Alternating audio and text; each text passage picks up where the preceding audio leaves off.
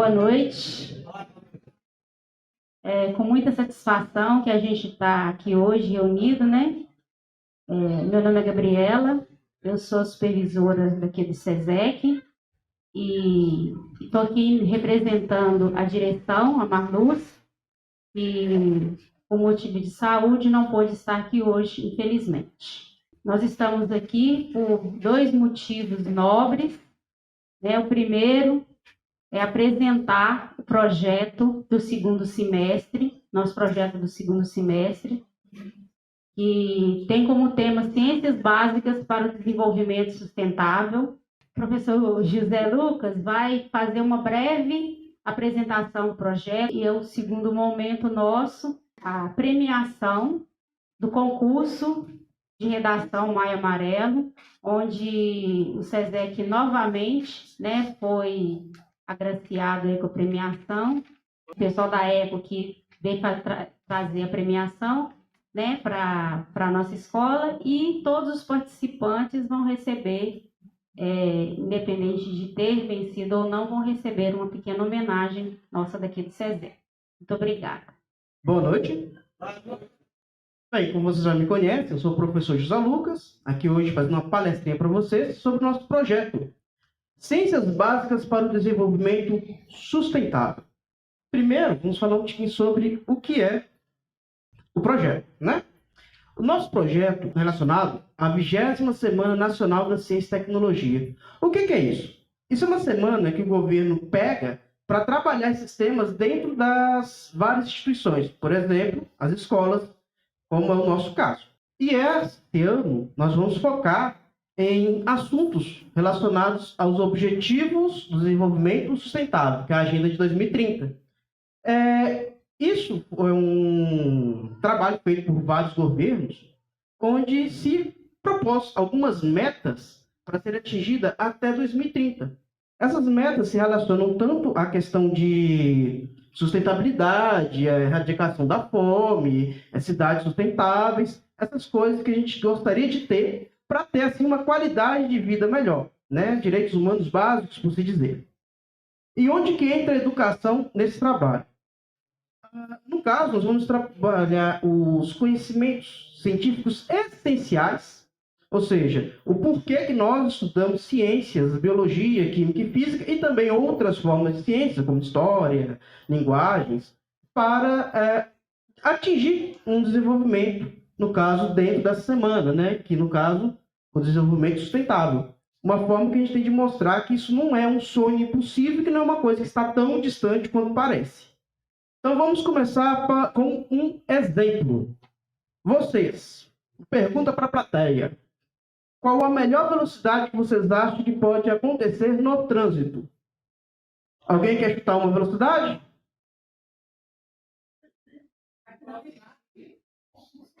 Qual sentido? Vamos imaginar... para o trânsito fluir, né? 80 por hora? 250? É para bater ou é para ficar parado no condicionamento? É nave espacial isso aí, né, gente? Então, vamos fazer um pequeno exercício aqui em cima de um simulador de trânsito, onde a gente vai aumentar a velocidade da via. Observa, o trânsito aqui ele está sendo bem fluido, com um limite de velocidade de 50 por hora. Eu gostaria que vocês reparem isso aqui, ó. A velocidade mínima aqui está 32, 35, enquanto que a velocidade máxima está ali por volta dos 46. Se eu aumento a velocidade mínima nessas vias onde tem um fluxo de trânsito maior, observa, os carros começam a se aproximar. Isso gera uma onda de paralisação. Observa, a velocidade mínima aqui com a velocidade máxima maior diminuiu. Então você vai ficar mais tempo preso no trânsito. E não é só isso. Se você continua sem diminuir, chega uma hora que toma congestionamento. Isso é um problema que a gente costuma ver muito nas cidades grandes, igual São Paulo, Rio de Janeiro. Não adianta você só abrir vias, você também tem que colocar uma velocidade que permita o fluir do trânsito. A velocidade máxima, com 70 por hora, não mudou muito. A gente foi de 45 para 50, mas a mínima mudou. Então aqui você vai ficar um tempo preso no trânsito. Então o que vale mais? Você ter um trânsito com velocidade um pouco menor, mais fluido, e todo mundo ganha tempo no trânsito, ou um trânsito com velocidade maior e congestionamento. Isso é uma forma que a gente tem de trabalhar matemática, a questão também da lógica de trânsito, física. Isso tudo são conhecimentos básicos que a gente vê na escola e que tem relação direta com a nossa vida. Muitas vezes, quando a gente estuda, a gente não vê isso aqui, porque a gente acha que a educação está distante de nós. Não está, ela está sempre próxima. Então, aqui é um exercício de imaginação que a gente teve sobre essa questão da velocidade. E não fica só nesse exemplo. Nós também podemos achar aplicações nas ciências, na biologia e na química, no sentido de qualidade de vida. Por exemplo, eu mostro para vocês essas duas situações. Se fosse para você escolher em sua cidade, qual que você gostaria? Essa ou essa? A como poderia ser ou como está no presente? Como poderia ser. E vocês sabem que lugar é esse aqui? São Paulo. Isso aqui é falta de planejamento urbano. Enquanto a gente for uma cidade pequena, a gente tem que começar a pensar nisso, porque se algum dia, por algum acaso, por vê-los, chegasse em uma cidade gigantesca como BH é, a gente quer mais disso e menos disso. Quando a gente deixa a cidade crescer de forma desordenada, ou, por exemplo, que foi o que aconteceu aqui, você aumentou o número de vias para os carros passarem. Aí você pensa, ali vai aumentar o trânsito, a velocidade, a cidade vai fluir mais. Só que, ao mesmo tempo que você abre rodovia, você cria um efeito de espinha de peixe. As pessoas começam a construir bairros no entorno da rodovia. Se tem bairros novos ali, mais carros vão entrar aqui e o trânsito vai ficar o quê? Mais travado. Então, quando a gente fala de paisagismo, não é uma coisa supérflua. É melhor preocupar com paisagismo agora e ter qualidade de vida lá na frente do que achar que a gente não merece ter um crescimento sustentável em nossa cidade. Vamos continuando aqui nessa linha de raciocínio. Um exemplo que a gente teve recentemente na nossa cidade foi essa iluminação nova. Todo mundo comentou, nossa, a cidade agora está mais viva, parece mais segura. E eu te pergunto, por que isso às vezes não aconteceu antes? Faltou, às vezes, a gente ter a noção que isso é possível. Que as LEDs estão aí, que é uma tecnologia que poderia já ser aplicada. E de quebra, por ser LED, a economia de energia também. Uma coisa puxa a outra. Então, esse momento é um momento onde eu consigo aproximar a educação da realidade de vocês e vocês conseguem entender que isso não é uma bobagem, é apenas uma forma de você se tornar mais cidadão para cobrar políticas melhores para você mesmo, vida em comunidade. Então, observe o que é um plano diretor. Plano diretor é uma lei que tem a finalidade de planejar a cidade para os próximos 10 anos. Tirei do site da prefeitura. Então, quando tem essa renovação do plano diretor, é importante a gente, como cidadão, ficar a par e também cobrar melhorias para a gente. Afinal, quem vive na cidade não somos nós. Estamos criando uma cidade melhor para a gente. Mas a tecnologia não é só eficiência, também ela traz novos desafios. Por exemplo, o conhecimento, que é uma frase muito famosa, é poder. Mas não adianta você só ter o conhecimento, você também tem que saber o que fazer com esse conhecimento, senão o poder não adianta nada. Ou melhor, o poder não acontece. Vamos dar um exemplo aqui usando linguagem e história. Isso aqui é para vocês lerem enquanto eu faço uma linha de raciocínio. O que são opiniões? É um juízo que a pessoa tem sobre algo. Pode estar embasado em uma crença, que é uma convicção sobre alguma coisa, fato, que é baseado em alguma evidência. A evidência em si é uma prova, é uma forma que a gente tem de provar que algo aconteceu ou não. Por exemplo, eu sei que dinossauros existem porque existem fósseis de dinossauro, né? Só que A gente tem fenômenos novos, como a pós-verdade. Eu utilizo de emoção para manipular a opinião pública, para manipular a sua opinião. Então, eu posso fazer uma opinião, às vezes mentirosa, baseada em crença, ou distorce os fatos, que seria um exemplo de fake news, para sim criar uma informação que não é verdadeira e manipular a população. Por exemplo, achar que uma iluminação como a de hoje, que a gente tem na cidade, não seria possível. Nunca. Mas aí você já foi na Câmara dos Deputados para ver qual é o orçamento da cidade de Corvelo? Interessante, porque eles exibem no YouTube direto e reto. Então, assiste de vez em quando, né? Porque também ninguém é de perto de ficar acompanhando 24 horas aquilo tudo, né? Mas eu falo assim, a gente como cidadão, a gente tem que participar. Cobrar do vereador, cobrar do deputado, cobrar das forças políticas mesmo, para que ocorra a melhoria nossa. E também fazer a nossa parte. Não adianta também falar, eu quero uma cidade limpa e eu jogo papel no lixo. Não, perdão, papel no chão, em vez de jogar no lixo, né? Então, na verdade, é mais um trabalho de consciência e de atividade, né? Proatividade, no caso. Então, a gente sai de uma realidade analógica para uma realidade digital. O que é isso? As evoluções, elas acontecem em cima de coisas novas que surgem na humanidade. Uma característica nossa é ter reações imprevisíveis sobre os fatos. Por exemplo, a partir da fala, a gente melhora a nossa comunicação e isso possibilita a gente caçar melhor. A partir da escrita, a gente consegue deixar informação para os nossos descendentes. A partir da imprensa, e a imprensa aqui no caso é de imprimir livros, o apelido da imprensa vem justamente da impressão. Bom, a gente consegue transmitir essa informação mais longe ainda e guardar ela com mais segurança ainda. Aí surge a rádio, a televisão e, por fim, a internet. Observa, quando surge a imprensa, a gente vai ter as primeiras revoluções aqui na Europa. Junto com isso é que surgem as máquinas, revolução industrial, e as máquinas continuaram a desenvolver. Hoje nós temos internet e máquinas que estão competindo diretamente com o homem para o mercado de trabalho. Se eu não falo isso aqui agora para vocês, algo como imposto sobre máquina que me roubou o emprego para garantir a aposentadoria de uma pessoa, parece uma coisa surreal. Mas da mesma forma que muitos de vocês têm essa lembrança, quando os primeiros celulares surgiram, o que o povo falava?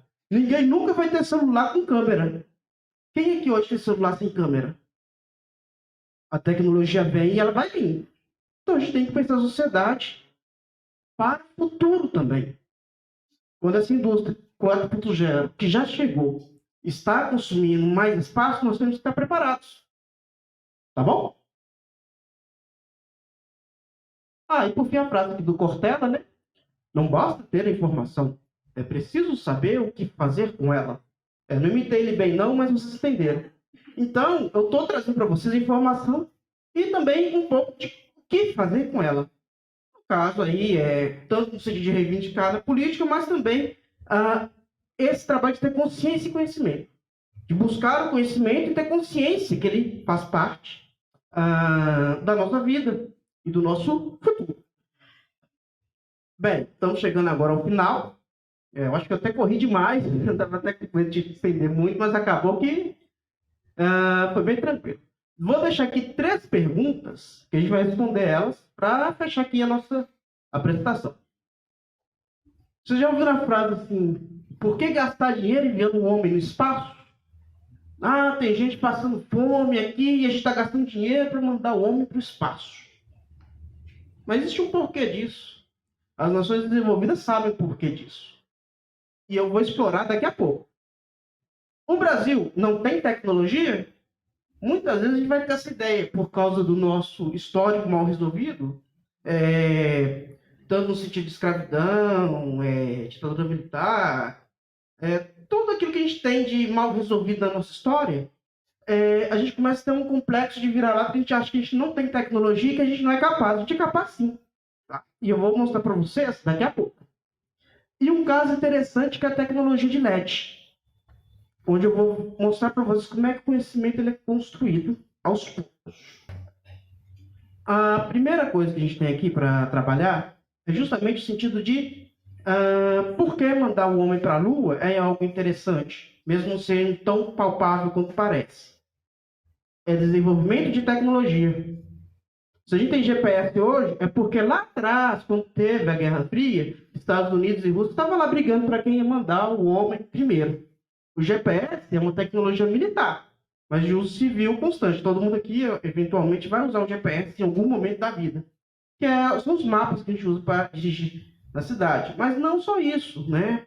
Transistor que está aí no celular, bateria, que a tecnologia melhora, ou próprios avanços da biomedicina, com a penicilina. Isso tudo são tecnologias que vão surgindo também das pesquisas que parecem supérfluas, como mandar alguém para Marte. Como diz o ditado, né? A diferença de um míssil para enviar um satélite e uma bomba é o destinatário, né? Então, quando a gente desenvolve tecnologia, a gente tem que ter em mente que essa tecnologia pode ser usada para o bem ou para o mal. Isso depende de quem está manipulando ela, ou seja, da gente. Internet é ferramenta, celular é ferramenta.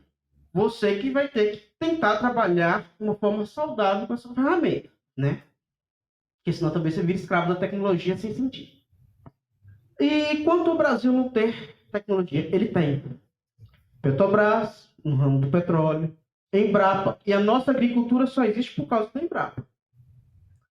Muitas vezes, eu falo com essa propriedade porque eu já fui lá, já vi, tem colegas que trabalham lá, quase fiz um estágio lá, não dei sorte. A Embrapa, apesar dela ter um equipamento tecnológico muito antigo, os cientistas que estão lá conseguem fazer um trabalho de ponta. Seja através do milho BT, que é um milho que consegue matar a lagarta, que vai comê-lo, né?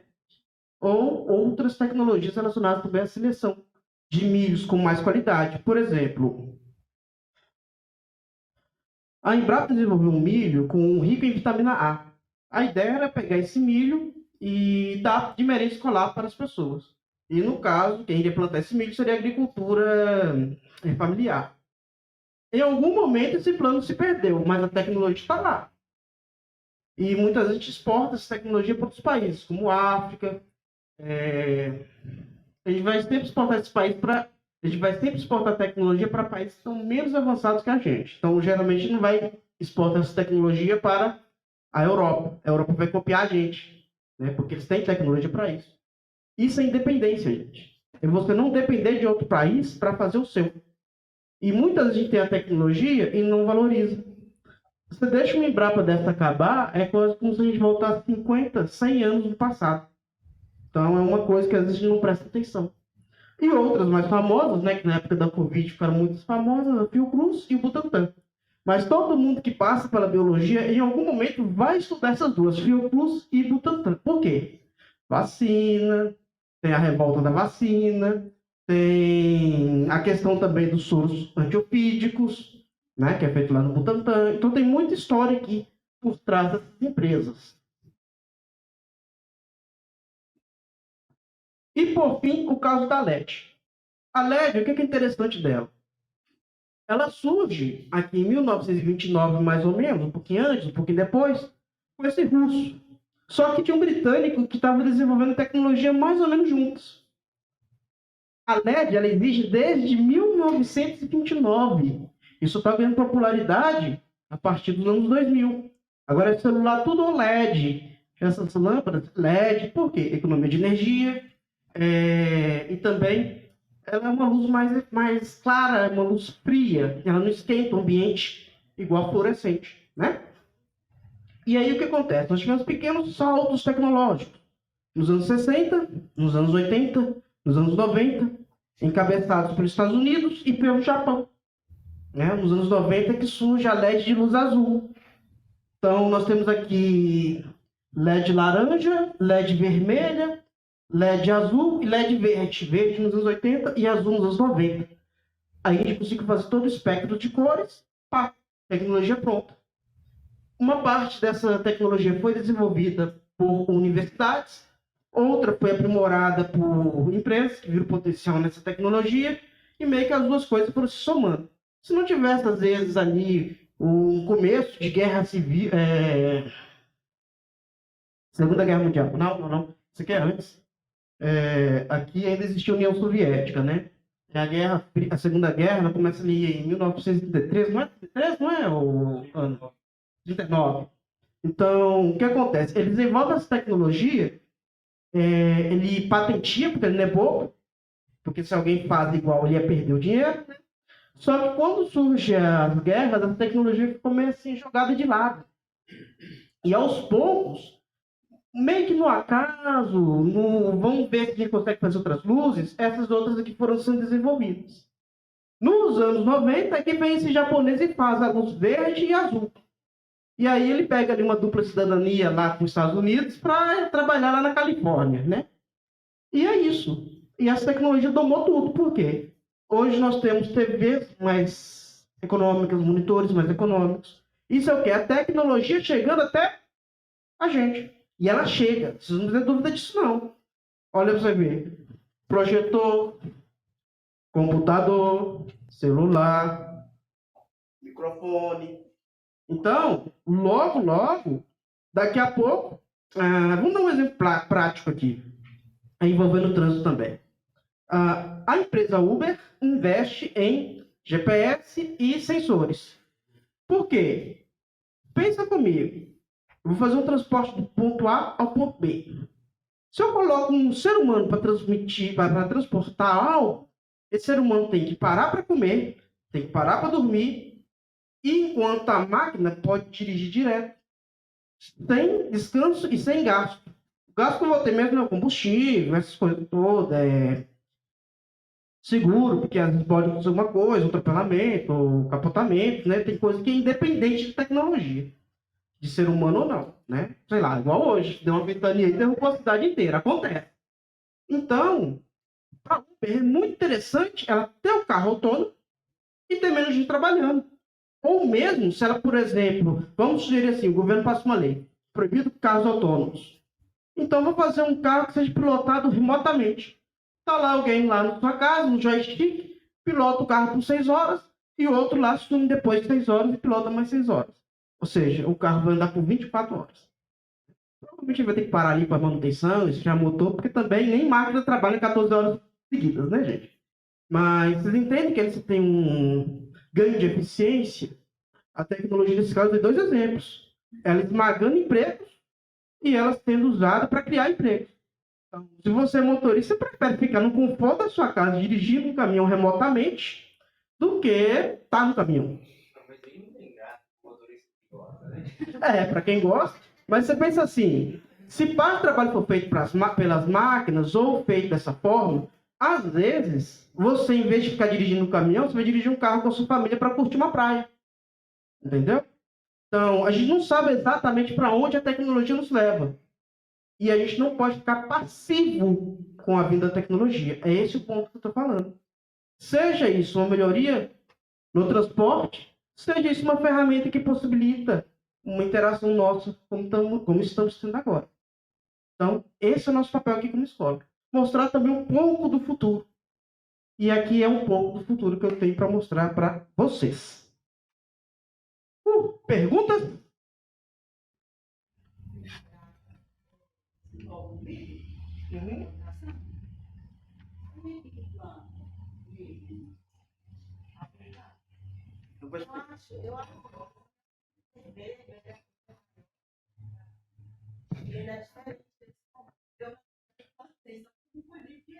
Então, vamos lá. Como é que funciona isso? A Embrapa ela é dividida regionalmente em com várias temáticas diferentes. A mais próxima que a gente tem aqui, que é de Sete Lagoas, é a Embrapa Milho e Sorgo. Mas você também tem Embrapa Leite e Frutas, você tem Embrapa Arroz, que é lá do sul. Vocês lembram que... essa aqui acho que vocês não vão lembrar. Perto ali do fim da pandemia, teve uma notícia de... vai ter a invasão dos gafanhotos, vai comer os vegetais tudo, vai acabar com a agricultura do sul. Os gafanhotos desviaram e foram lá para Uruguai. Não, Paraguai, perdão. Não foi Uruguai. Tanto faz, subiram ou desceram, mas eles não entraram no Brasil. Por quê? Lá tinha a tecnologia do milho Betex e o bendito gafanhoto comesse, ele ia morrer. Então, nisso aí, o próprio animal sabia, ali eu não vou comer, senão eu vou morrer. Foi para outra região. E aí a agricultura do país, no sul ali, não quebrou. Mas depois veio o desmatamento da Amazônia e veio uma seca ali que ferrou com tudo. Então, são coisas que a gente tem que ter relacionadas. Às vezes, a gente proteger a Amazônia lá, possibilita chuva aqui. E sobre o milho, você tem várias tecnologias. O BT é a tecnologia que vai fazer o seguinte. Olha que legal. Ciência básica aqui para vocês. O nosso estômago, ele é ácido ou básico? Ácido. E o da lagarta? Uai, que é isso? Vocês acertaram? Aí sim, hein? Senti bem mesmo, é isso mesmo, básico.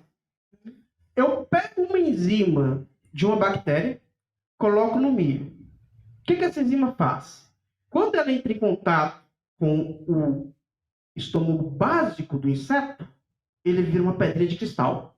Você conseguiria comer alguma coisa com uma bola de basquete no seu estômago? Não. É isso que acontece com o inseto. Ai, meu Deus, eu como um negócio que faz uma bola de cristal no inseto. Seu estômago é ácido. Isso não vai fazer efeito nenhum em você. É só mais proteína para você se alimentar. Então, é uma tecnologia simples que funciona. De tempos em tempos ela tem que ser atualizada, porque o inseto vai evoluindo junto. Existem outras formas de manejo que fazem essa tecnologia durar mais tempo, mas o ponto que eu quero colocar a tecnologia existe está aí. E não só isso. A Embrapa também ela seleciona várias espécies de milho e ela fica cruzando essas espécies para atingir um milho que tenha mais parte vermelha, que no caso é a parte da parte da gordura, para fazer milho de pipoca, ou a parte branca, que é a parte da proteína, que é para você ter um milho de mais qualidade para fazer aquelas farinhas enriquecidas. Entendeu? E aí as empresas locais, perdão, as fazendas que fazem o grande plantio compram esse milho e vendem, né? Depois, quando faz a colheita e tudo mais. Normal. Isso aí é todo mundo, né? Sabe como é que funciona. Ele é um milho mais Sim. e consegue fazer a gente comprar, né? A empresa é tão robusto. E pior, né? Que se essa tecnologia não fosse nossa, ia ser mais cara. Né?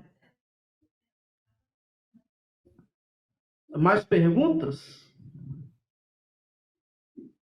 Então, eu gostaria de agradecer a todos pela participação.